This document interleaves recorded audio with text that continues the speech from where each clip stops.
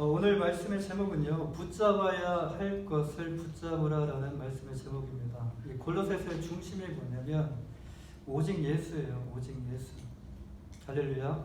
오직 예수입니다. 무엇을 붙잡아야 되는가? 머리 대신 예수 그리스도를 붙잡아야 된다라는 말씀이에요. 교회를 다니고 예수님을 믿는다고 하지만 예수 그리스도가 누구신지 모르거나 예수 그리스도에 대한 그 확실한 믿음이 없다면요, 여러분 교회를 다니면서도 마음 가운데 염려와 걱정으로 불안해할 것이고 불안에 떨 것이고, 그리고 그리스도 외에 교회를 오면서도 예수님을 믿으면서도 확실한 믿음이 없기 때문에 교회를 오면서도 그리스도 외에 다른 것을 찾게 될 것이다 라는 말씀입니다.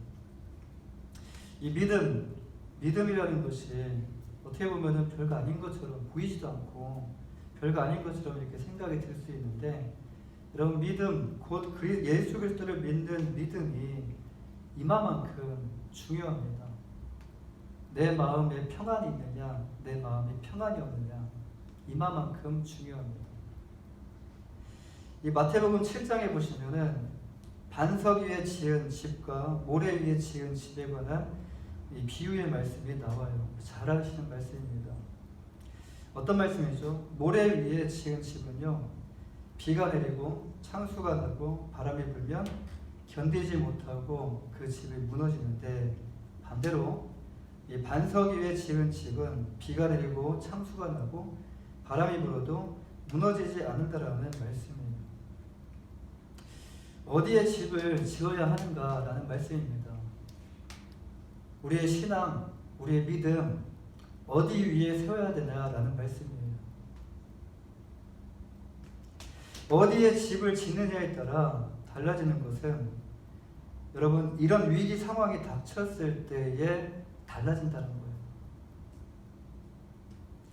평소에는 둘 다 견고해 보이지만 여러분 위기가 닥쳤을 때, 어려움이 닥쳤을 때 이 상황은 완전히 달라지게 됩니다.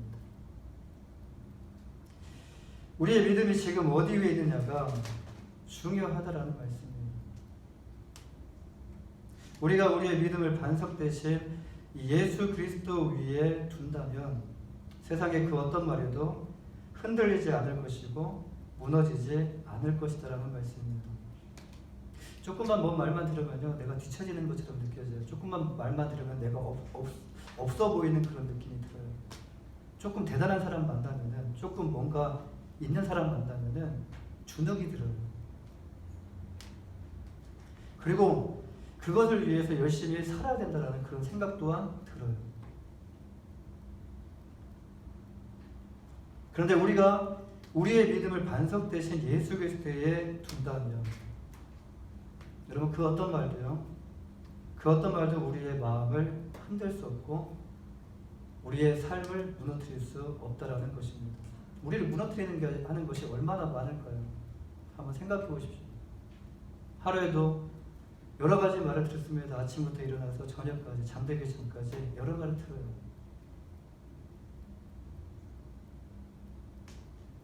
우리 모두가 그 믿음의 주여 우리를 온전케 하시는 예수 그리스도만을 바라볼 때, 또 우리의 시선을 세상이 아니라 그리스도께 고정할 때 우리는요, 그 모든 것을 참을 수 있고 그 모든 것을 견딜 수 있습니다. 여러분 이것은요, 결코 넘어지지 않는다라는 것이 아니에요. 넘어질 수 있어요. 우리는 완전하지 않기 때문에 넘어질 수 있어요. 넘어지는 것에 대해서 너무 두려워하지 마십시오. 7번 넘어져도 누가 일으켜 주십니까? 하나님이 일으켜 주셔요. 넘어지지만 그분으로 인해서 우리는 다시 일어날 수 있는 힘이 생긴다는 것이에요. 주님께서 십자가를 참으시고 결국 승리하신 것과 같이 우리의 결국은요, 승리가 될 것이다라는 말씀입니다. 지금은 패배하는 것처럼 보이고, 지금은 없어 보이고, 지금은 약해 보여도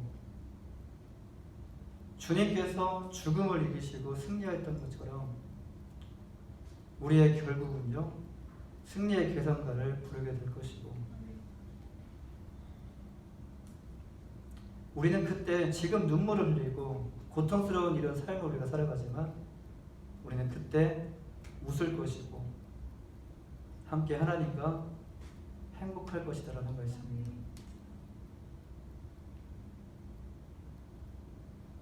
지금 우리는요, 이 땅 가운데 하나님을 대적하는 악한 영과 영적 전쟁을 치르고 있습니다. 이 계속되는 싸움이 비록 우리를 지치고 힘들고 고통스럽게 하지만 근데 기억해야 될 것이 무엇이냐면 잠깐이라는 거예요. 잠깐이다. 지금만 견디면 된다. 이 상황만 넘기면 된다. 그리고 참으시면 된다. 인생이 안개와 같이 잠시 잠깐인 것 같이 이 싸움 또한 얼마 지나지 않아 마치게 될 것이고 결국 승리는 그리스도를 믿는 믿음의 사람들의 될 것이라는 말씀입니다. 대단한 것처럼 보이죠. 오래 갈 것처럼 보이죠. 영원히 살 것처럼 보이죠. 아닙니다. 잠깐입니다. 우리의 믿음을 어디 위에 세워야 합니까? 우리가 붙잡아야 할 분은 누구입니까? 예수 그리스도. 교회에서만 붙잡지 마시고 세상에 나가셔도 예수 그리스도를 붙잡으시길 바랍니다. 붙잡아야 할 분을 붙잡으셔야 돼요. 화려하게 보여서 붙잡았더니 이게 뭐예요? 썩은 동아줄이에요. 오늘 본문을 보면 바울 사도는 골로새 교회 성도들에게 교회 안에 침투한 세 종류의 거짓 교사들에 대해서 언급하고 있습니다. 이 본문의 내용을 읽어보면요, 바울 사도는 교회 안에 침투한 거짓 교사들에 관하여 심각하게 다루고 있다는 것을 느낄 수가 있어요. 교회를 해집고 다니는 거짓 교사들, 영적 분위기를 흐리는 거짓 교사들, 영적으로 완전히 메마르게 만드는 거짓 교사들, 교회는 교회인데 교회다운 모습이 없는 거짓 교사들, 그렇게 교회를 만들어간다는 거예요. 바울 사도는 첫 번째로 16절, 18, 17절 말씀에 나오는 유대 율법주의자들의 이 거짓 가르침을 다루면서 주의하고 경계하라라고 말씀합니다. 여러분, 세상에서는 우리가 안 만나면 끝이에요. 그런데 교회에서는 우리가 만나잖아요. 근데 어디를 가장 조심해야 됩니까? 세상을 조심해야 될까요? 교회를 조심해야 될까요? 교회 안에서 조심하셔야 돼요. 지난주에 유대인들이 이방인들에게 억지로 행하려고 하는 이 할례에 대해서 말씀을 드렸는데, 이들은 골로새 교회 성도들에게 할례를 행하는 것 외에도 율법의 규정에 따라서 먹고 마셔야 하며, 그러니까 율법의 규정에 보면은 먹어야 될 것이 있고 먹지 말아야 될 것이 있어요. 그리고 마셔야 될 것이 있고 마시지 말아야 될 것이 있습니다. 근데 이것을 행해야 되고, 또 그들이 지키는 절기와 월삭, 안식일, 이 율법과 전통을 준수해야지만이 구원을 받을 수 있다라고 강조합니다. 이것에 대해서 바울 사도는 본문 17절 말씀에서 유대인들이 주장하는 그 율법의 실체가, 그건 그림자인데, 율법의 실체가 이미 이 땅에 오셨다라고 말씀을 해요. 그분이 바로 누구십니까? 바로 예수 그리스도예요. 그런데 왜 그림자와 같은, 아직도 왜 그림자에 머물고 있느냐? 아직도 왜 그림자를 따라가려고 하고 있느냐? 실체가 왔는데. 이렇게 율법에 머물려고 하느냐고 지적하면서 이러한 행위는 지극히 어리석은 행동이다라고 강력하게 그들을 경계하라, 골로새 교회 성도들에게 강력하게 촉구하고 있습니다. 왜 이것이 교회 안에 있으면 안 되는 줄 아십니까? 교회가 식어져요. 사람은 많아요. 근데 교회가 열정이 없어져요. 건물은 있습니다. 사람도 채워져 있습니다. 근데 그 안에 열심이 없어져요.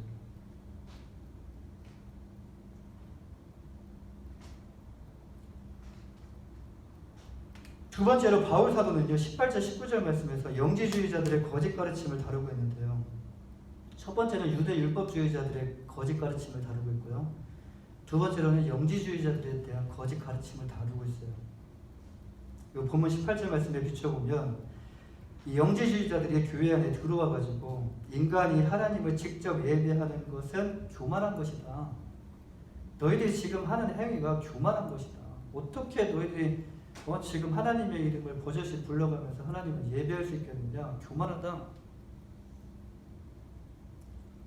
이렇게 생각하면서 중보자로서 우리에게 중보자로서 누굴 주셨냐면 천사를 주셨다라고 주장하는 거예요. 그 천사를 통해서 천사 숭배를 통해서 우리가 하나님 앞에 나아갈 수 있다. 이런 얼토당토한 말을 주장하면서 그들을 현혹시키고 그리고 그들을 이렇게 하지 않는다고 그들을 정죄했던 것 같아요.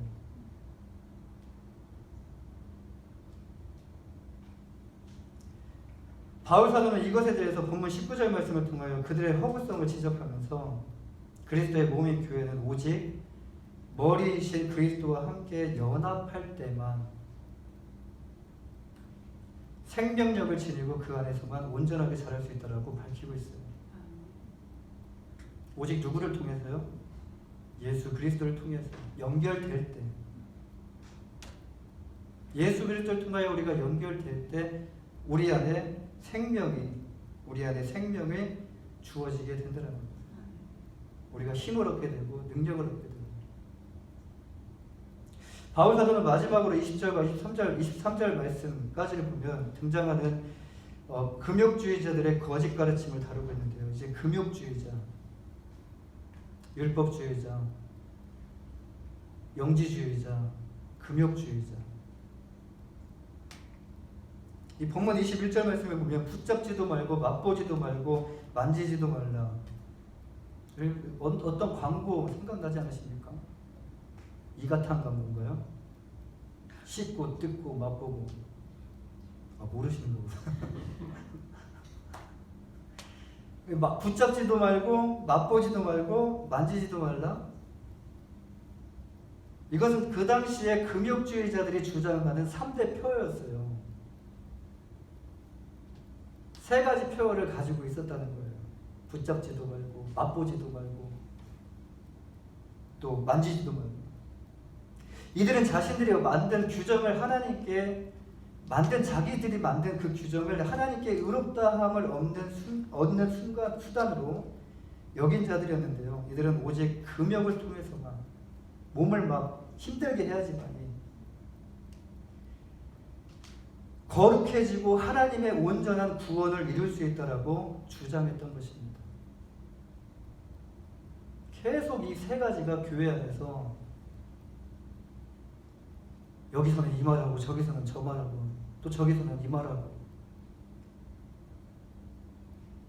그러니까 교회 안에 성도님들이 얼마나 혼란스럽겠습니까? 내가 지금 가고 있는 이 길이 올바른 길인가? 내가 정말 예수님만 붙잡으면 구원받을 수 있는가? 뭔가를 해야 되지 않을까? 금욕을 행하고 율법을 행하고 천사까지 또 숭배해야 되지 않을까?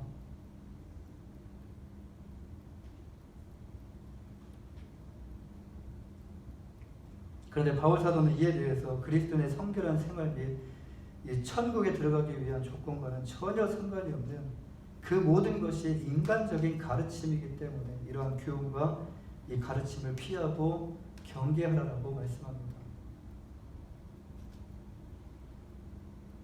오늘 바울 사도를 통해서 하나님께서 우리에게 이 말씀을 주신 이유가 무엇일까요? 이 말씀은요, 교회 안에 들어오는 세상의 거짓 가르침을 주의하고 경계하라라는 말씀이에요. 교회 안에 들어올 때, 우리가 하나님 안에 들어갈 때, 교회 안에 들어온다는 것은 하나님 안에 우리가 들어간다는 것이거든요. 근데 하나님 안에 들어갈 때, 우리의 것은 다 가지고 들어가는 것이 아니라 우리의 것은 다 내려놓고 들어가십니다. 교회도 마찬가지입니다. 우리의 생각, 우리의 모든 마음, 이 모든 것을 다 세상에서 했던 그 모든 것들을 다 내려놓고 교회 안에 오셔야 된다는 겁니다. 그렇게 되지 않으니까 교회가 문제가 많다라는 겁니다. 세상에서 들려오는 말들을 교회에 와서 말하게 되고, 교회가 무슨 공산단이니 어쩐다는지 이렇게 말을 하고, 아니 그거 가지고 그거 해서 구원받는 거 아니야, 이것도 해야 돼, 은연중에 말을 하고.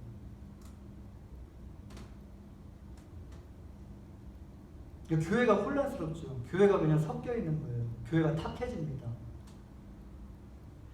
하나님의 말씀의 중심을 가지고 이 말씀대로 우리가 살면서 이 말씀대로 우리가 걸어가야 되는데, 교회 안에 이 생각 저 생각들이 계속 부딪히다 보니까 교회가 정말 하나님께서 기뻐하시는 교회로 성장할 수가 없게 된다는 거예요. 이 유대 율법주의, 영지주의, 금욕주의 이것들은요, 지금 우리에게 솔직히 해당되는 말씀이 아니다라고 생각하실 수 있어요. 이게 과연 우리에게 무슨 해당 사항이 있어? 이거는 2000년 전이나 해당 사항인 거지. 지금 우리에게 무슨 해당 사항이 있어라고 생각하실 수도 있어요. 그래서 이 말씀을 들으실 때 별 생각 없이 그냥 들으실 수도 있습니다. 그냥 이 말씀을 대할 때 별 생각 없이 그냥 대하실 수도 있어요. 그런데 이런 안연한 생각 때문에, 이런 안연한 생각이 우리 안에 들어와서 우리를 걸려 넘어지게 하더라는 거예요.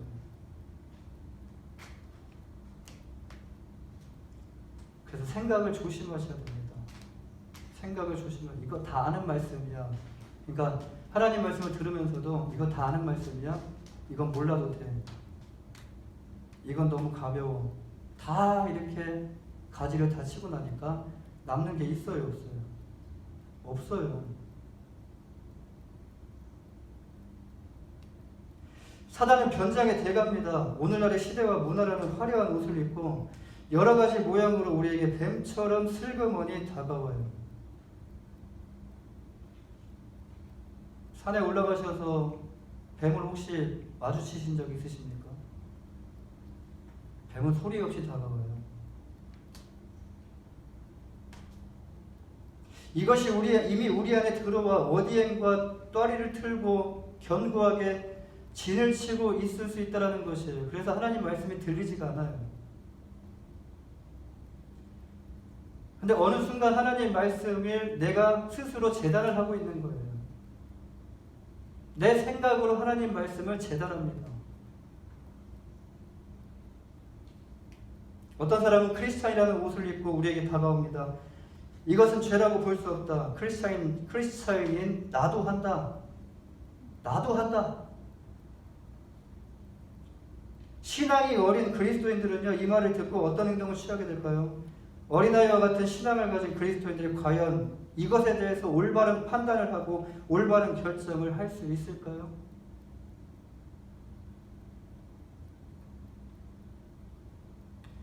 이와 같이 우리가 예수를 꼭 붙잡지 않으면 우리 모두는요, 사단의 괴계에 속아서 반드시 넘어지게 된다는 말씀입니다. 하나님께서 오늘 이 말씀을 통하여 교회 안에 들어오는 세상의 거짓 가르침과 교훈을 조심하라고, 경계하라고 지금 말씀하고 계셔요. 그렇다면 오늘날 시대와 문화라는 화려한 옷을 입고 여러 가지 모양으로 우리에게 다가오는 이 악한 마귀의 계계, 마귀는 그냥 자기의 모습으로 다가오지 않습니다. 변장의 대가입니다. 꼭 우리가 취할 수 있는 것처럼 우리에게 화려하게 다가와요. 친근감 있게 다가와요. 유괴범이 아이를 유괴할 때 나 무섭지 하면서 유괴하지 않아요. 좋은 이미지로 다가와서 아이들을 유괴합니다.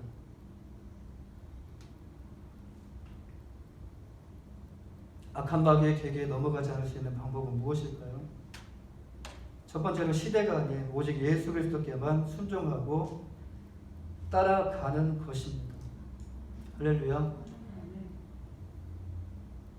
우리는 예수 그리스도를 믿는 그리스도인입니다. 나를 소개할 때, 밖에서 나를 소개할 때 나는 그리스도인이라고 소개하셔야 돼요. 그리스도인은 누구를 따라가야 합니까? 예수 그리스도를 따라가고 예수 그리스도의 삶을 닮아가야 합니다. 그렇다면 그리스도인이라고 말하는 우리는 예수님만 따라가고 있는가라는 이 질문을 우리에게 던지셔야 돼요. 나는 그리스도인인데 나는 정말 그리스도의 삶을 살아가고 있고 그리스도를 정말 따라가고 있는지를 던지셔야 돼요. 오늘 보면 20절에서 바울 사도는요, 너희가 세상의 초등학문에서 그리스도와 함께 죽었거든 어찌하여 세상에 사는 것과 같이 규례에 순종하느냐라고 말씀합니다. 여기서 그리스도와 함께 죽었거든, 이 말은 무엇을 의미하는 것이죠? 이것은 우리는 이미 죄에 대하여 세상에 대하여 주님과 함께 죽음을 선포한 사람들이라는 고백이에요. 우리는 그리스도와 함께 십자가에 못 박혀 죄에 대하여 이미 세상에 대하여 죽었다라는 말씀이에요. 이제 우리의 삶은요, 그리스도와 함께하는 삶이고 우리가 사는 것은 우리 자신을 위한 삶이 아니라 이제는 그리스도를 위한 삶이 되어야 된다는 말씀입니다. 이 골로새서 1장 13절 14절 말씀과 같이 하나님께서 예수 그리스도의 십자가의 은혜로 우리를 구원하여 주셔서 십자가의 은혜로 우리를 구원하여 주셔서 이 흑암의 권세에서 건져내서 하나님 사랑의 아들의 나라로 우리를 옮겨 주셨다. 십자가를 통하여 우리의 모든 죄를 사하여 주셨어요. 우리는 이제 이 세상과 이 세상에 지금 우리가 몸을 담고 살아가고 있지만 우리는 이 세상 사람이 아닙니다. 우리가 미국에 와서도 저는 미국 사람이 아니잖아요. 저는 어떤 사람이에요? 한국 사람이잖아요. 한국 시민권을 가진 한국 사람이잖아요. 이 세상에 우리가 살아가고 있지만 우리는 이 세상 사람이 아니라 하늘의 시민권을 가진 하늘의 시민이다라는 말씀입니다. 이 땅에서 살아가기 위하여 우리는 미국 시민권도 필요하고 한국 시민권도 필요합니다. 왜 필요하죠? 왜 시민권을 따려고 하죠? 시민권자의 삶이 영주권자보다 더 낫기 때문에. 근데 시민권을 따게 되면 미국의 모든 혜택을 다 받을 수 있기 때문에. 그런데 이것은요, 어디에서만 유효하냐면 이 땅에서만 유효해요. 미국 시민권 가지고 딴 데 아프리카 가보셔요. 아프리카에서 인정을 해주는. 인정해줄 수도 있겠죠. 우리는 언젠가 먼저 떠난 우리의 선조들과 같이 이 땅을 떠나가게 됩니다. 우리 그리스도인들은 이 땅을 떠나 천국에 가게 되는데 천국 시민권이 있는 자만이 천국에 들어갈 수 있다라는 것입니다.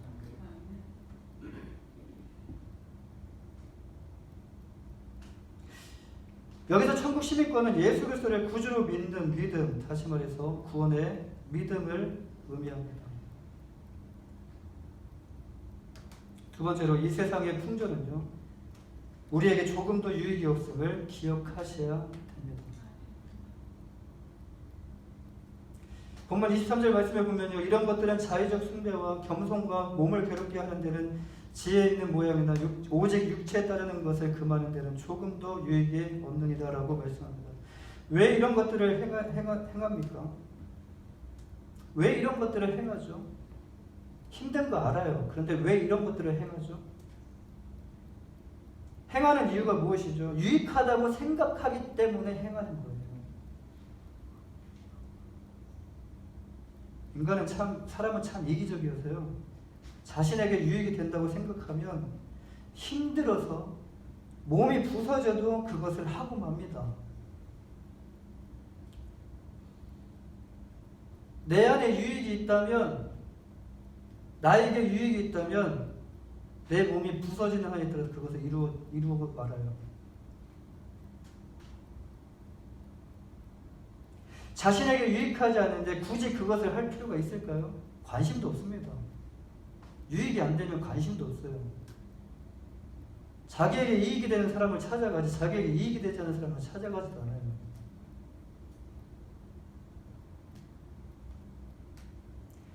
유익이 되니까 힘들어도 하는 거예요. 사람들이 세상을 따라가는 이유가 무엇이죠? 힘들어도 유익이 된다고 생각하니까. 여러분 힘들어도 유익이 된다고 생각하니까 따라가는 거 아닐까요? 자기 몸이 병들어 죽어가는 것도 모르고 유익을 찾아 세상을 헤매며 세상을 따라가고 있다라는 거예요. 아직도 파랑새를 못 찾았어요. 세상이 우리에게 주는 것은 잠시의 쾌락입니다.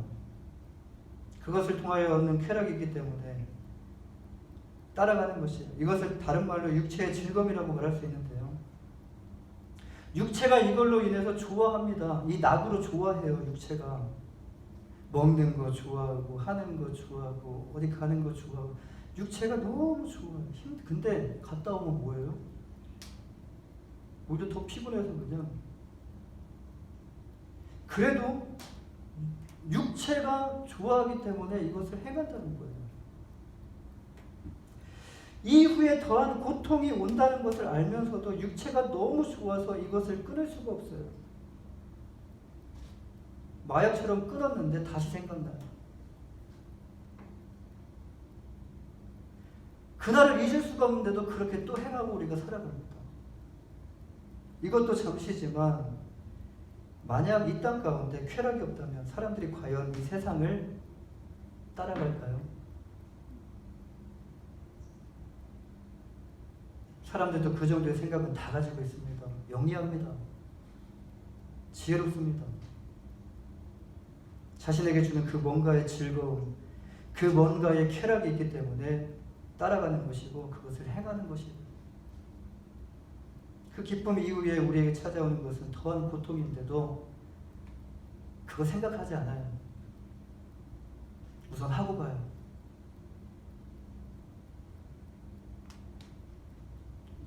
여러분 고통 중에 최고의 고통이 무엇인지 아십니까? 고통 중에 최고의 고통은 지금 우리 안에 오지 않았습니다.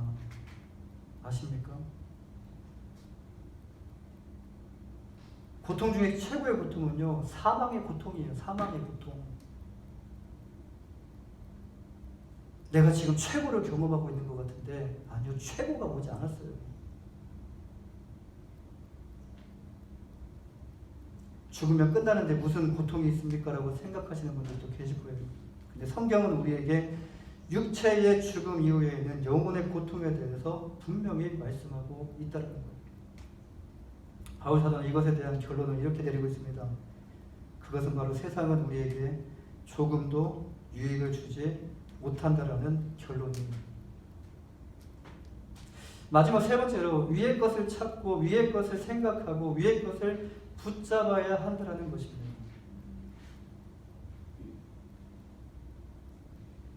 오늘 본문 1절에 보시면요, 위의 것을 찾으라라고 말씀하시죠. 본문 1절. 우리 본문 1절 말씀 함께 읽어볼까요? 시작. 그러므로 너희가 그리스도와 함께 다시 살리심을 받았으면 위의 것을 찾으라. 거기는 그리스도께서 하나님 우편에 앉아 계시니라. 또 2절에 보면 뭐가 나오죠? 위의 것을 생각하고 땅의 것을 생각하지 말라. 함께 읽어보겠습니다. 시작. 위의 것을 생각하고 땅의 것을 생각하지 말라. 오늘 말씀의 제목이 무엇이죠? 붙잡아야 할 것을 붙잡으라라는 말씀의 제목이에요. 위의 것이 무엇입니까? 오늘 본문 3장 1절에서 4절 말씀 안에 이에 대한 정답이 나와 있는데요. 위의 것은 바로 예수 그리스도입니다. 우리의 귀에 피가 나도록 들었던 예수 그리스도예요.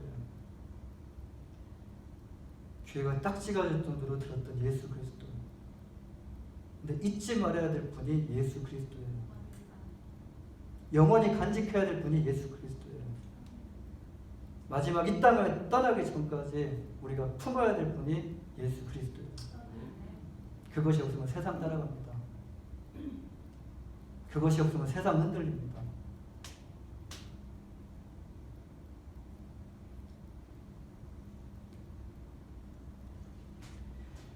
우리가 찾아야 할 것이 무엇입니까? 우리가 생각해야 될 것이 무엇이에요? 우리가 붙잡아야 될 분이 누구예요? 오직 예수 그리스도입니다. 구약에 보면요, 이 구약의 백성인 이스라엘이 우상 숭배에 빠지게 됩니다. 그런데 그들은요, 참 교묘하게 하나님을 버리고 우상을 섬기지 않아요. 그들은 하나님도 섬기면서 대놓고 이제 바알이나 아세라, 다곤을 겸하여 섬겼다라는 거예요. 어떤 사람들은 산속 깊은 데 가가지고 숨어서 섬기는 사람도 있었을 것이고, 어떤 사람은 아예 대놓고 그냥 우상 섬기고, 주일날 되면 교회 가서 예배드리고, 안식일 되면 예배드리고, 평일날에는 가가지고 우상 숭배하고.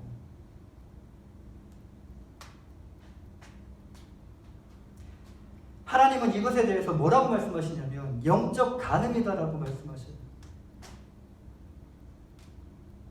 그들에게 회개하고 돌아오라고 말씀하시면서 하나님께 다시 돌아올 기회를 주십니다.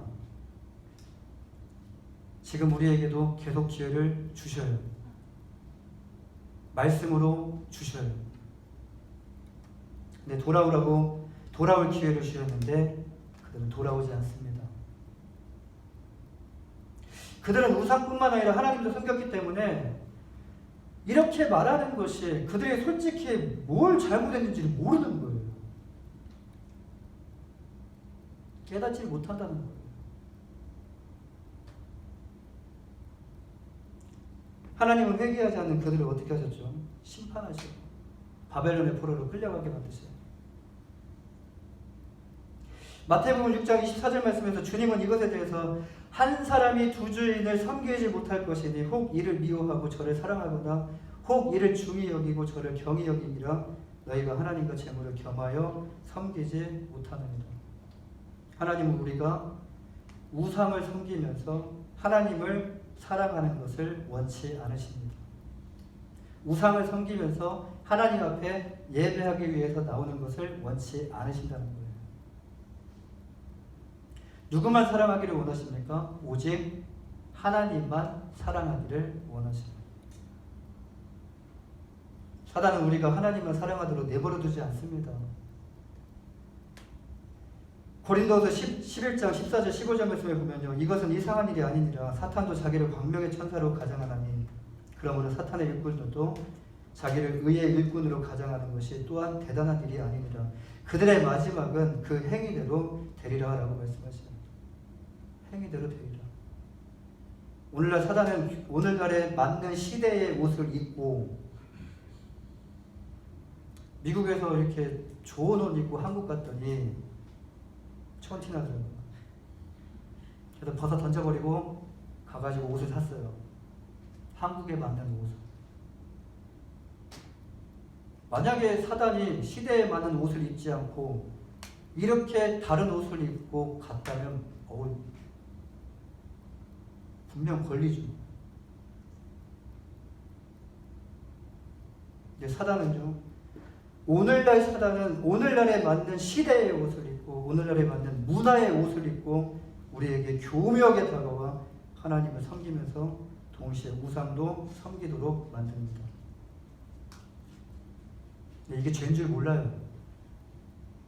깨닫지 못한다는 거예요. 사랑하는 여러분, 우리는 누구를 붙잡아야 됩니까? 표대 되시는 예수 그리스도, 믿음의 주 되시는 예수 그리스도를 바라보고 붙잡지 않으면 우리 또한 이런 거짓 가르침에 다 넘어가게 된다는 것을 기억하십시오. 성경 우리에게 이렇게 말씀합니다. 나는 괜찮지. 나의 신앙은 대단해. 나는 기도도 뭐 몇 시간 하고, 나는 성경도 뭐 몇 장 보고, 나는 뭐 뭣도 하고 하는데 나는 괜찮지. 그런데 성경은 이렇게 말씀하셔요. 고린도전서 10장 12절 말씀에서 그런즉 선줄로 생각하는 자는 넘어질까 조심하라고 말씀하셔요. 나는 아니야, 나는 괜찮아라고 생각할 때 우리 모두는 하나도 빠짐없이 다 넘어지게 돼요. 왜 베드로가 무리를 걷다가 물속에 빠졌을까요? 표대 되시는 예수님을 놓쳤기 때문에 그래요. 그리스도인의 삶의 중심은요, 예수 그리스도가 되어야 하고 그리스도인의 삶의 기준은 예수 그리스도가 되어야 될 줄 믿습니다. 지금 우리 안에 예수 그리스도로 충만하게 채워져 있는지를 한번 살펴보시길 바라요. 우리는 지금 골로새서 1장부터 지금까지 계속 나눴습니다. 지금 내 안에 예수 그리스도로 내 안에 충만하게 채워져 있는지 지금 충만하게 채우셔야 돼요. 지금 충만하게 채우셔야 돼요. 예수 그리스도가 하나님의 독생자가 되시며 구원자 되시고 우리의 길과 생명, 진리와 생명이 되시는 것. 그렇기 때문에 우리가 예수 그리스도로 충만하게 채우셔야 됩니다. 예수 그리스도를 붙잡고 예수 그리스도로 충만한 한 주간의 삶이 되시기를 주님의 이름으로 간절히 축원합니다. 기도하겠습니다.